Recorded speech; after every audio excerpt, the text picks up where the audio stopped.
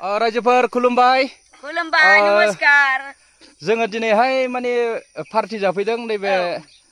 मोजेन सार मोननाव आदा मोननाव दबलापुरावहाय बिराद गोजोननाय मोनदों जोङो माने ओंख्रिया ओरैबायदि ओंख्रि मोनजादों माने फार्स्टआवनो जोङो खुसुं बेदर एवनाय मोनजादों बेनिफ्राय नारजि अमा ओमफ्राय अमा बिथै होलायनाय आरोखि आरोबाव खाजि होन नामा ओमफ्राय दाउ एवनाय लकेलनो ओमफ्राय मैथा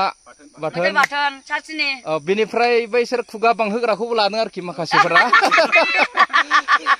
दा जोबोद गोजोननाय थाबाय बिराद मोजां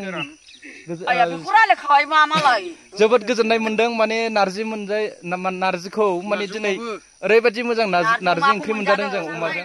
माने लकेल दाउबो मोनजादों गासिबो लकेल जोब आरोखि ओमफ्राय ओरैहाय खुसुं बेदरबो मोनजादों जिखुनु जाया खुसुंनि बिदै बिखा बिख्लोखौ नैबे गासिबो मोनजाबाय जोङो ओमफ्राय जोंना आफादगिरिया खुसुं बिखा मोनजादों आरोखि जानाय जादों दिनै ओमफ्राय दा आं ओरै एसे दिन्थिनोसै माने सुमफ्राम बागान जोब आरोखि रायजोफोर ओरैहाय गोजोनदों आरो बे जायगायाव बाथ्रा बिराद सुपार जायगा माने नेक्स्टआव जोङो पार्टि जाफैनोबा बेहाय जाफैनोसै